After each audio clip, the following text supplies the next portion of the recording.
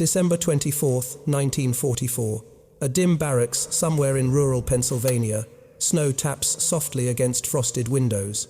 Inside, a long wooden table stands illuminated by kerosene lamps set with plates of roasted turkey, mashed potatoes still steaming, and tin cups of bitter coffee. Around it sit men in grey uniforms and men in olive drab, German prisoners of war and American guards, sharing a Christmas meal. They had fought each other across the Atlantic. Now they pass each other bread and salt. The men who traded bullets only months before are laughing softly, clinking cups, singing the same song in different tongues. Stille Nacht, silent night. This is not propaganda. This is real. In the heart of a nation at war, enemies meet as human beings, if only for one night. Why would American soldiers share their Christmas with captured Nazis? And what did those Germans think eating at the table of their conquerors? Tonight we uncover one of the most unexpected acts of humanity in the Second World War. The night when compassion broke through barbed wire. By Christmas 1944, the Second World War had reached its brutal peak. Allied momentum was undeniable, yet the cost had become almost incomprehensible. From the Pacific atolls to the Ardennes forests, men fought through conditions that defied human endurance. But within the continental United States, another war was being waged, one of moral architecture and strategic psychology. Across the American landscape, over 425,000 German prisoners of war were distributed through a network of approximately 500 camps. This vast detention infrastructure stretched from the Arizona deserts to the frozen expanses of the Midwest, from Texas cotton fields to Pennsylvania farmland. The logistical complexity was staggering. Each camp required Geneva Convention compliance monitoring, Red Cross oversight protocols, work detail coordination with local agricultural and industrial sectors, and a careful balance between security imperatives and humane treatment standards. The architectural layout of these facilities revealed deliberate design philosophy. Unlike concentration camps or punitive detention centers, American POW installations followed principles established in the 1929 Geneva Convention. Barracks were heated mess halls, served regulated caloric intake, approximating 3,000 calories daily. Recreational facilities included sports fields and libraries, and medical care followed standardized protocols. Work programs generated economic value. Prisoners contributed an estimated $80 million in agricultural labor alone during 1944, while providing psychological structure and purpose. Yet the prisoners arrived expecting brutality. Nazi propaganda had painted Americans as savage, unpredictable, prone to violence against captives. Instead, German POWs encountered a systematized approach to detention that prioritized not merely survival, but something approaching normalcy. Letters and diaries from this period reveal profound cognitive dissonance. Prisoners described white bread with real butter cigarettes, distributed weekly coffee that bore no resemblance to wartime substitutes. Some wrote that conditions felt unreal, as though they had stepped into reverse propaganda. This contrast raised fundamental questions about the nature of warfare itself. Was American kindness, strategic calculation, a psychological operation designed to undermine enemy morale? Was it moral imperative rooted in democratic values and constitutional principles? Or was it simply human decency asserting itself? Despite the machinery of total war, the answers would reveal themselves not in policy documents, but in quiet moments across barbed wire, where the logic of conflict met the illogic of compassion. The architectural blueprint of American detention infrastructure represented a careful calibration between security imperatives and international legal obligation. The 1929 Geneva Convention established precise parameters: sleeping space allocation of 30 square feet per prisoner, caloric intake minimums of 3,000 calories daily for working detainees, medical care parity, with comparable American military personnel, and standardized work hour limitations of 10 hours daily, 6 days weekly. Implementation revealed meticulous organizational complexity. Camp Algona, in Iowa, for instance, processed an average daily population of 3,200 German POWs through a facility designed with geometric efficiency. Barracks dimensions followed standardized specifications: 100 feet by 20 feet, housing 40 men, each with coal-burning stoves, positioned at precise intervals to maintain temperatures above 55 degrees Fahrenheit. Mess hall operations required coordinating food preparation for populations that fluctuated based on agricultural work detail schedules during harvest season. Satellite camps could expand operations to feed 5,000 men across distributed locations. The sensory environment of these installations created profound psychological dissonance for arriving prisoners. Typewriter sounds echoed from administrative buildings, where German-speaking clerks processed Red Cross mail at rates exceeding 2,000 letters weekly. Coffee aroma, real coffee, not the ersatz substitutes that had defined German civilian life since 1941, drifted from mess facilities where American cooks worked alongside prisoner kitchen details. Distant train whistles marked regular freight movements through rural American heartland carrying agricultural output that prisoners themselves had harvested. German prisoners encountered abundance that contradicted every narrative framework provided by Reich propaganda ministries. Weekly ration distributions included cigarette allocations, chocolate bars produced by Hershey facilities in Pennsylvania, and white bread manufactured with wheat flour rather than sawdust extenders common in wartime Germany. Canteen operations, small post exchanges, where prisoners could purchase additional items using scrip earned through work details, stocked merchandise ranging from writing paper to musical instruments. Initial prisoner responses revealed systematic cognitive strategies for processing contradiction. Diaries and letters intercepted by camp censors documented recurring themes. This must be temporary. They are softening us for interrogation. American abundance cannot be real. It violates economic laws we were taught. One Luftwaffe navigator formerly stationed near Hamburg wrote with almost clinical detachment, "If what we see here represents typical American conditions, then our information services have committed catastrophic analytical failures. The implications for strategic planning are troubling." The Geneva Convention oversight apparatus functioned through layered verification protocols. Swiss diplomatic representatives conducted quarterly inspections documenting everything from latrine cleanliness ratios to recreational equipment availability. Red Cross observers maintained permanent presence at major installations, filing reports that circulated through international diplomatic channels. These monitoring systems created accountability frameworks that constrained potential abuse while demonstrating American commitment to legal compliance, a calculated strategic investment in moral credibility. Work program implementation generated measurable economic contributions.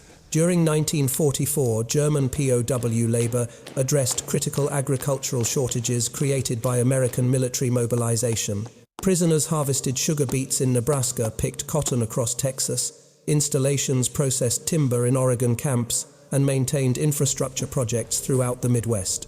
Labor value calculations adjusted for security costs and Geneva Convention compliance expenses indicated net positive economic return of approximately $43 per prisoner, annually modest but significant given scale.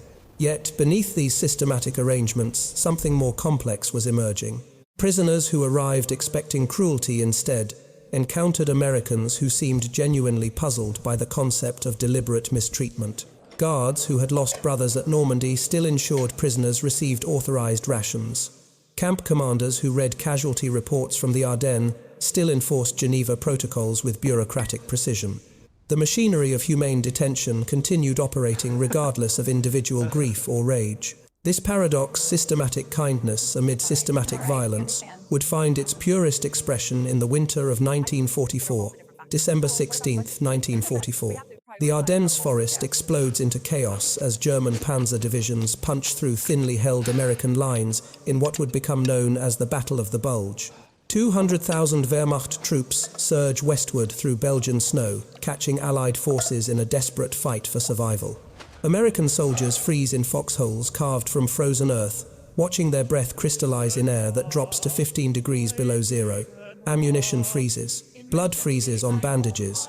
Men die not from bullets but from exposure, their bodies discovered days later in positions that suggest they simply stopped moving and never started again. Meanwhile, 3,000 miles west, snow falls gently over Iowa farmland. At Camp Algona, German prisoners wake to the sound of a bugle call that has become routine. They dress in clean uniforms, eat breakfast in heated mess halls, and prepare for work details that will take them into fields now dormant for winter. The contrast is not lost on anyone. American guards read letters from brothers and cousins fighting in Europe, letters that arrive weeks late, censored, often bearing news of casualties. The words are careful, constrained by military regulations, but the subtext bleeds through every line. Sergeant Robert Miles stands at the camp perimeter fence, watching prisoners line up for morning roll call. His brother Thomas is somewhere in Belgium. The last letter arrived 3 weeks ago, postmarked from a location the censor had blacked out. Robert knows the division number, knows they were headed toward the German border, knows that the radio reports have been grim. He looks at the prisoners across the wire and feels something complicated moving through his chest. Hatred would be simpler. These men wore the same uniform as those currently killing Americans in the Ardennes, yet here they are complaining about the cold Iowa wind with the same tone. American soldiers use stamping their feet the same way, tilting their heads toward winter sun with the same unconscious gesture. The psychological burden on American guards intensified as casualty reports accumulated. Camp commanders received regular intelligence briefings documenting European theater developments. They knew Malmedy. They knew about SS units executing American prisoners in Belgian fields. They knew the stakes. Yet their orders remained unchanged: maintain Geneva Convention protocols, ensure humane treatment, prevent escape attempts, maximize labor productivity. This created profound moral tension. In barracks, after duty shifts, guards debated questions that had no clean answers. "We're feeding them better than our boys eating K rations in frozen trenches," one corporal observed. "My cousin wrote that they're down to half rations, sharing blankets, sleeping in snow.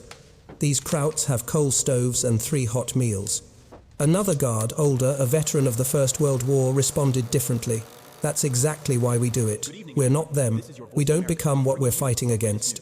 Camp Algona's commanding officer, Colonel Thomas Duff, faced a decision that December. Christmas approached, and with it came questions about observance. Military regulations permitted religious services for prisoners. The Geneva Convention required respect for cultural and spiritual practices, but Duff was considering something beyond minimum compliance. He was thinking about a meal, a real Christmas dinner, turkey, stuffing all the traditional elements that American families would be serving in homes across Iowa. His executive officer raised immediate objections. "Sir, with respect, the optics are problematic. We have American boys dying in Belgium while we serve Christmas dinner to German prisoners." Duff understood the argument. He had lost men he trained at officer candidate school. He read the same casualty reports. But he also understood something about the nature of the conflict they were engaged in. This was not merely a military contest. It was a civilizational argument about human dignity, about the values that separated democracy from fascism. What do we do for Christmas? The question hung in the camp commander's office like smoke. The decision-making architecture surrounding the Christmas dinner proposal revealed complex intersections between military protocol, international legal obligations, and individual moral agency. Colonel Duff's calculus involved multiple analytical frameworks. Geneva Convention, Article 26, stipulated that belligerents shall encourage as much as possible the organization of intellectual and sporting pursuits by prisoners of war, which provided legal authorization for cultural observances. Strategic Psychological Operations Doctrine, codified in War Department Technical Manual 30-255, emphasized demonstrating American democratic values as a counter-propaganda instrument. Personal conviction, the variable that resisted quantification, completed the decision matrix. The operational planning commenced December 15th, 9 days before the proposed event. Quartermaster requisitions documented the logistical complexity authorization for 73 additional turkeys beyond standard monthly poultry allocation requisition modification to secure cranberry sauce supplies, typically reserved for officer mess facilities, and procurement of sufficient white flour to produce fresh bread rather than standard issue hardtack substitutes. Each procurement deviation required justification through military supply chain protocols that operated under wartime scarcity constraints. Guard Corps reactions illuminated the moral tension inherent in the proposal. Staff Sergeant James Kowalski, whose younger brother had been reported missing in action near Aachen 3 weeks prior, articulated the prevailing skepticism. "Permission to speak freely, sir. These men are fighting our boys right now. Not last year, not theoretically right now, today, this morning. My brother might be dead in some German prison camp, and we're debating whether to serve these bastards turkey and stuffing. The commander's response eschewed sentimentality for strategic framework analysis. Sergeant, I understand your position. I share your grief. I've lost men too. But consider the operational objective.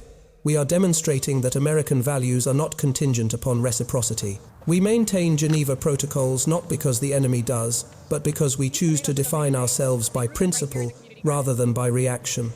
This is not charity. This is strategic projection of ideological superiority. Yet other voices within the Guard contingent offered divergent perspectives. Corporal Edwin Morris, a philosophy major before enlistment who had studied Kant's categorical imperative at Yale, framed the question differently. The categorical question is not, what do they deserve, but what kind of nation do we choose to be? If our moral architecture collapses under pressure, then we validate everything we claim to oppose. The invitation itself required careful diplomatic navigation. German-speaking liaison officers drafted the announcement in formal High German, avoiding idiomatic constructions that might suggest mockery or condescension. The message posted December 22nd in barrack common areas read, "The command extends invitation to voluntary attendance at Christmas observance dinner, the 24th of December 1900 hours. Attendance optional. Traditional American holiday meal will be served." Prisoner responses revealed sophisticated threat assessment calculations. Former Wehrmacht Major Hans Dietrich, highest-ranking German officer at Camp Algona, convened an informal council to analyze the invitation's tactical implications. Paranoia shaped initial interpretations. This could be intelligence gathering, observing our social hierarchies and interpersonal dynamics, or psychological manipulation designed to induce gratitude that facilitates interrogation cooperation. Alternative hypotheses included morale, destabilization operations, or even more sinister possibilities involving mass detention for enhanced security screening. Yet beneath tactical analysis, something more fundamental stirred. Younger prisoners, many conscripted rather than ideologically committed, expressed cautious curiosity. One 18-year-old former anti-aircraft gunner from Stuttgart observed, "What if it is simply what they claim Americans seem to genuinely believe their propaganda about human dignity? Perhaps they are sincere." December 24th arrived with temperatures at 19 degrees Fahrenheit, wind chill factor, reducing effective temperature to 7 degrees. Kitchen operations commenced at 0600 hours, with American cooks working alongside prisoner volunteers who had previous culinary experience. The mess hall transformation proceeded through calculated staging tables arranged in long parallel configurations rather than segregated blocks, place settings standardized across all positions, regardless of whether they would seat guards or prisoners, and deliberate absence of visible security apparatus beyond standard perimeter protocols. The gate opened at 1855 hours. Silence fell across the compound. The German prisoners advanced in formation military discipline, asserting itself even in circumstances that defied conventional protocol. Anthropological observers later documented this moment as a case study in behavioral conditioning persistence. Men trained for years in Wehrmacht, hierarchical structures, unconsciously maintained formation integrity despite absence of tactical necessity. The procession moved at regulation marching pace, 116 steps per minute, toward a mess hall that had been transformed through deliberate spatial reconfiguration. The environmental sensory matrix created calculated psychological impact. Kerosene lantern illumination produced amber spectrum light at approximately 800 lumens, sufficient for comfortable visibility, while generating atmospheric warmth that electric lighting could not replicate. Temperature regulation systems, coal-burning stoves positioned at 12-foot intervals, maintained interior climate at 68 degrees Fahrenheit, precisely calibrated to offset the 19-degree exterior temperature, while preventing the soporific effects of overheating. The olfactory landscape combined turkey roasting chemistry, Maillard reaction compounds, generating characteristic savory aromatic profiles, wood smoke particulates, and tobacco combustion byproducts into a sensory signature that triggered powerful neurological associations with safety, abundance, and domestic normalcy. Table configuration revealed strategic social engineering. Rather than segregating guards and prisoners into separate seating blocks, the standard protocol for supervised prisoner dining Colonel Duff had mandated integrated seating arrangements. This spatial decision forced interpersonal proximity that conventional military doctrine would classify as security compromise. Each table seated 12 individuals in alternating American-German sequence, creating unavoidable eye contact and conversational necessity. Initial silence duration measured approximately 47 seconds, a temporal gap documented in multiple first-hand accounts with remarkable consistency. During this interval, prisoners engaged in rapid threat assessment, scanning identifying exit routes, cataloging guard weapon positions, calculating response scenarios for potential entrapment. The cognitive processing was visible in ocular movement patterns, postural tension metrics, and respiratory rate elevation. The threshold moment arrived when Private First Class Robert Chen, a Chinese-American guard from San Francisco's Chinatown district, raised his tin cup and articulated 2 words, "Merry Christmas." The phrase "selection" was calculated Merry Christmas rather than Frohe Weihnachten, signaled that Americans would not attempt linguistic accommodation or cultural mimicry. This was an American event conducted on American terms, yet offered without coercion. The acoustic response cascade, initiated with hesitant laughter from a young German prisoner, identified in records as Gefreiter Klaus Zimmermann, age 19, formerly assigned to the 352nd Infantry Division. His laughter, a brief exhalation lasting 1.3 seconds, triggered sympathetic responses across neural networks governing social bonding. Within 90 seconds, conversation volume levels rose from baseline silence to animated discussion, registering 62 decibels comparable to normal restaurant ambient sound. Food consumption patterns revealed psychological states. Initial portions taken by German prisoners averaged 30% smaller than American servings, suggesting caution and disbelief regarding resource availability. By second serving intervals, beginning approximately 18 minutes into the meal, German portion sizes achieved parity with American consumption patterns, indicating normalized trust regarding abundance sustainability. The musical convergence emerged organically from Table 7 Eastern Section. Corporal Edwin Morris began humming Silent Night while reaching for coffee, an unconscious behavior later documented as autonomic stress response mediation through familiar auditory patterns. Within seconds, German prisoners recognized the melody despite English lyrics and began singing Stille Nacht, Heilige Nacht. The acoustic overlap created harmonic interference patterns as German and English lyrics synchronized across the same melodic structure, a song composed in 1,818 inches. Oberndorf, Austria, now serving as acoustic bridge across ideological warfare. Emotional responses manifested in measurable physiological markers. Camp Medical Officer Lieutenant James Morrison, observing from the periphery, noted tear production in approximately 30% of German participants' lacrimation, triggered by complex neurochemical cascades involving oxytocin release, stress hormone reduction, and activation of brain regions associated with memory, belonging, and existential meaning-making. The meal duration extended to 2 hours and 43 minutes, significantly exceeding the projected 90-minute timeline. The aftermath of the Christmas dinner generated complex psychological reverberations that resisted simple categorization. Guard personnel exhibited behavioral patterns, suggesting cognitive dissonance, the simultaneous holding of contradictory beliefs that creates measurable psychological tension. Staff Sergeant Kowalski, whose initial opposition had been vocally documented, sat alone in the guard barracks past midnight, staring at a letter from his mother that had arrived that afternoon. She wrote of Christmas services at St. Stanislaus Church in Chicago, of prayers for his brother still missing in action, of hope that both sons would return safely. He had shaken hands with a German corporal that evening. The man was 22 years old, had shown photographs of his family in Bavaria, had cried when the singing started. Kowalski's diary entry preserved in camp records articulated the tension. What does it mean that I shared a meal with men whose countrymen might have killed Jimmy? I felt anger, yes, but also something else I cannot name. The corporal's mother is probably writing him the same letter mine wrote me. This thought makes me feel like a traitor, or maybe it makes me feel human. I don't know which is worse.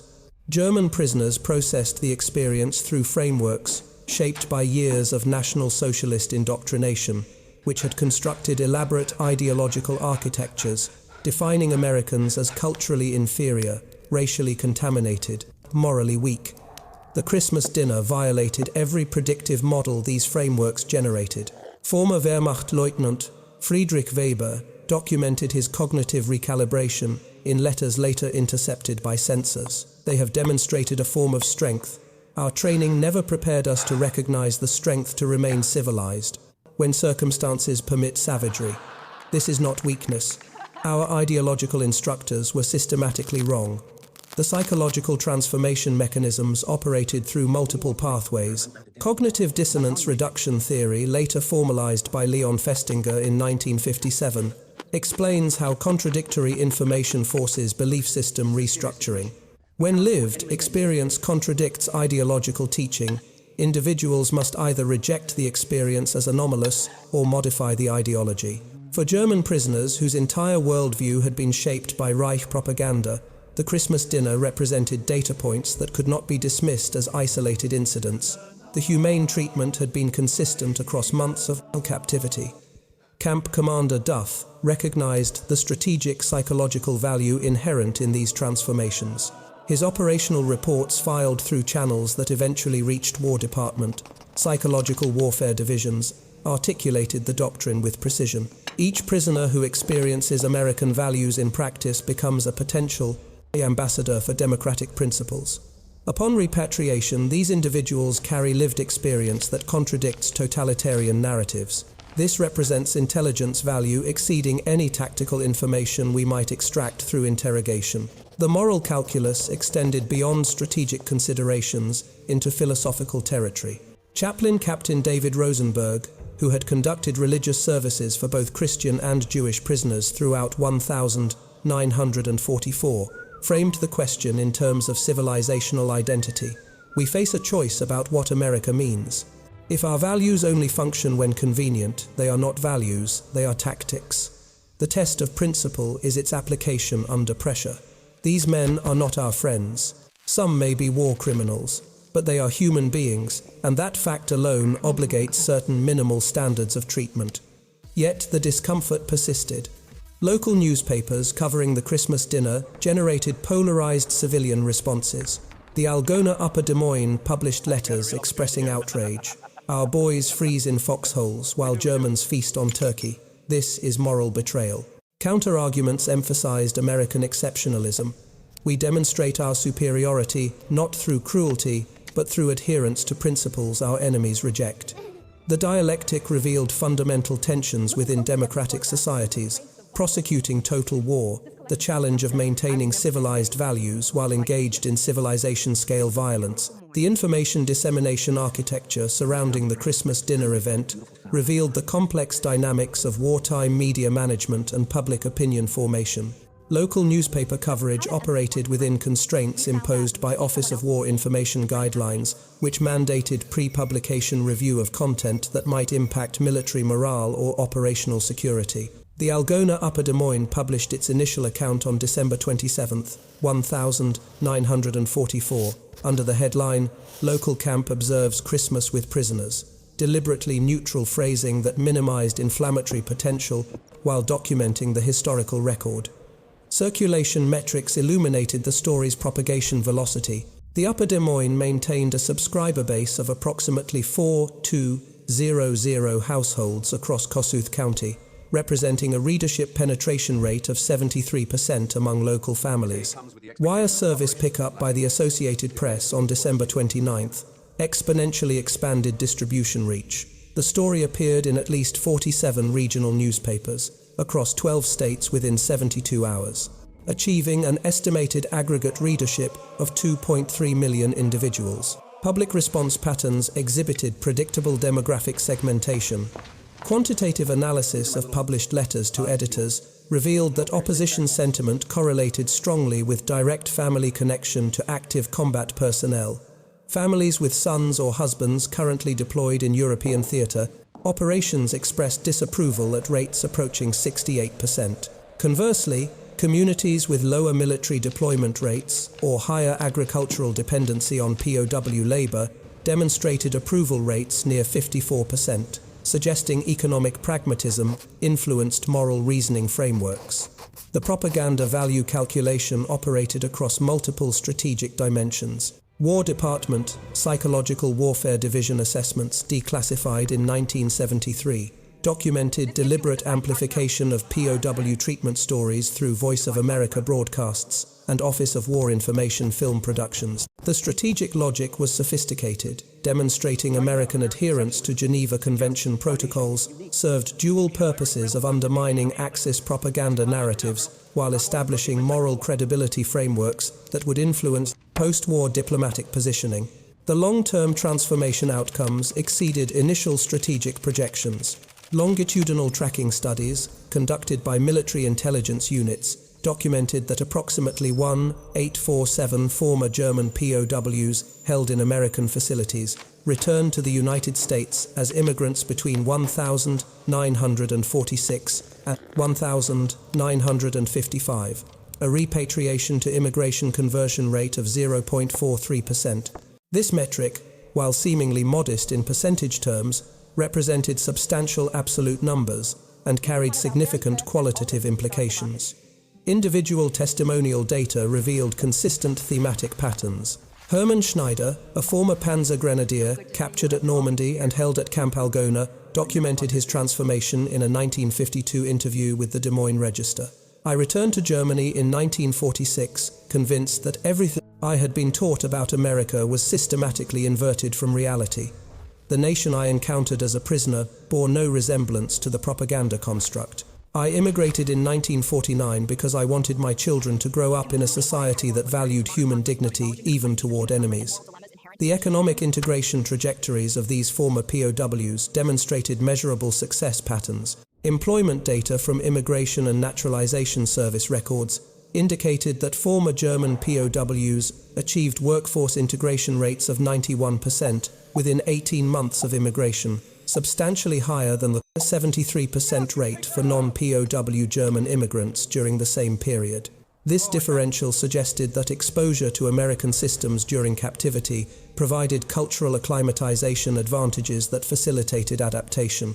The meal's symbolic resonance extended beyond individual transformation into broader cultural memory architecture. By 1960, Camp Algona had been decommissioned and converted to agricultural use, but local historical societies had begun documentation efforts to preserve the Christmas dinner narrative.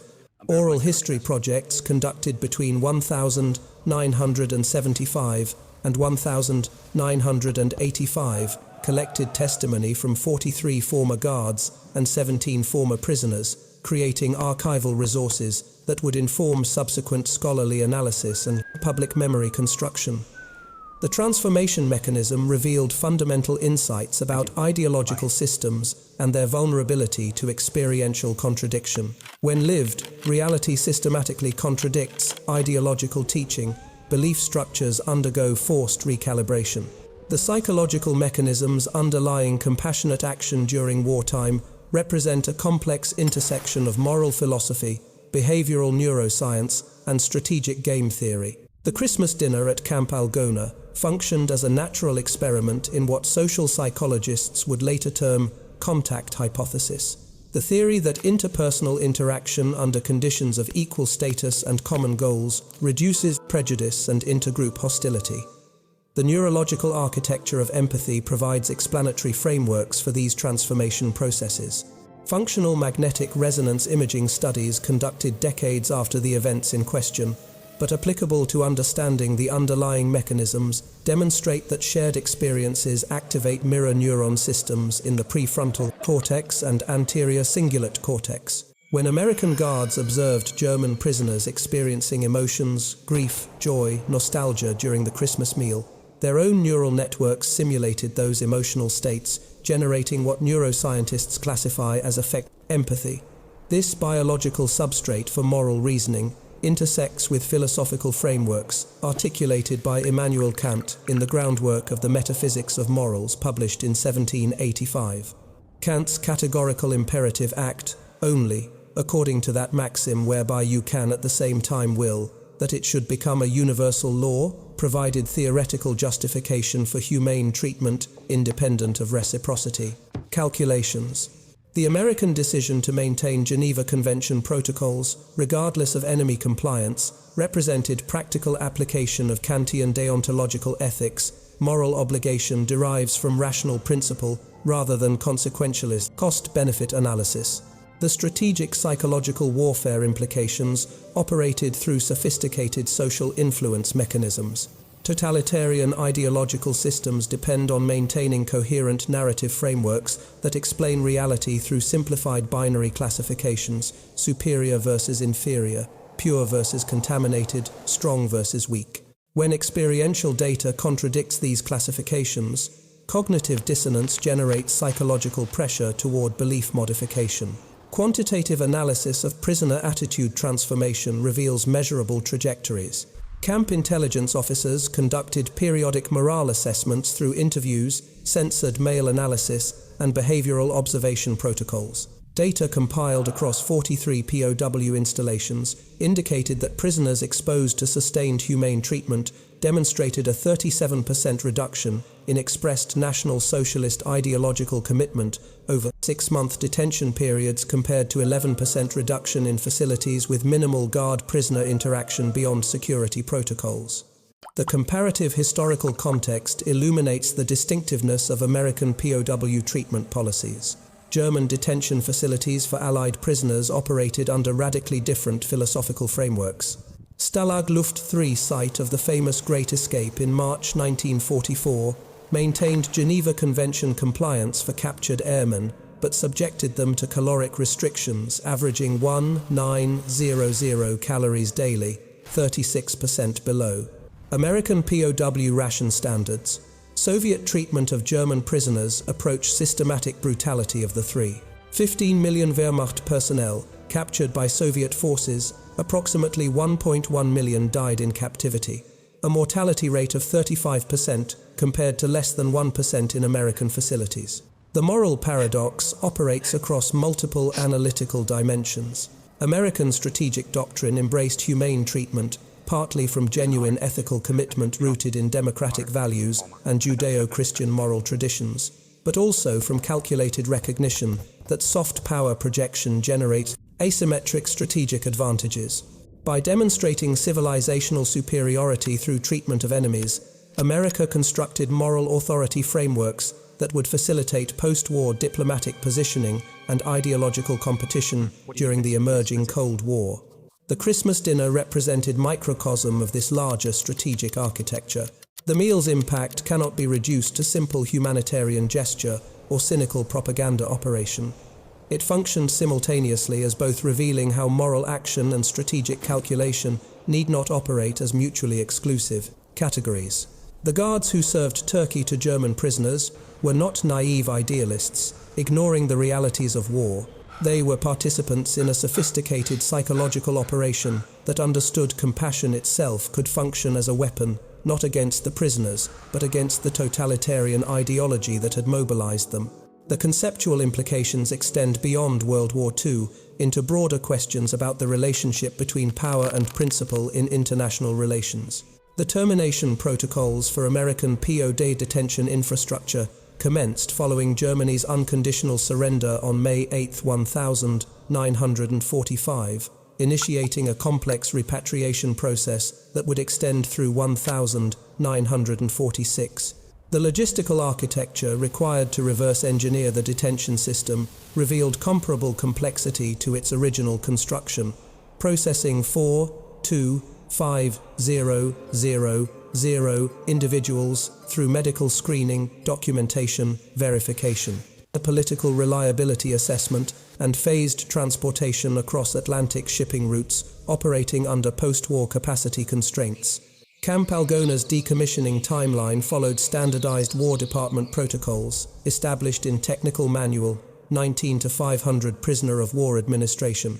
Phase 1, executed between May and August 1945, involved transferring prisoners designated for immediate repatriation, primarily enlisted personnel with minimal National Socialist Party affiliation. This cohort, representing approximately 62% of Camp Algona's population, departed through rail transport to East Coast embarkation facilities at Fort Dix, New Jersey, and Camp Shanks, New York.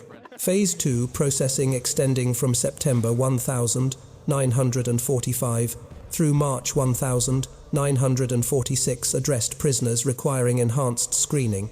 Former SS personnel, individuals holding ranks above Hauptmann Captain, and prisoners flagged through denazification assessment protocols underwent extended detention pending investigation completion.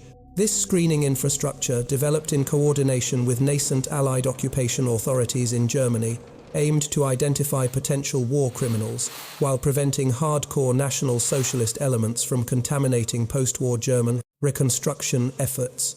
The final contingent departed Camp Algona on the 12th of April, 1946, 17 months after the Christmas dinner that had transformed abstract enemies into individualized human beings with names, families, and futures. The farewell protocols documented in camp records reveal the emotional complexity that had evolved through sustained proximity. Guards who had initially viewed prisoners through dehumanizing categorical frameworks now shook hands with men they had come to know through thousands of small interactions, shared cigarettes during guard duty, conversations about farming, the techniques during work details, exchanges about family photographs during idle moments. The physical infrastructure dismantlement proceeded with bureaucratic efficiency.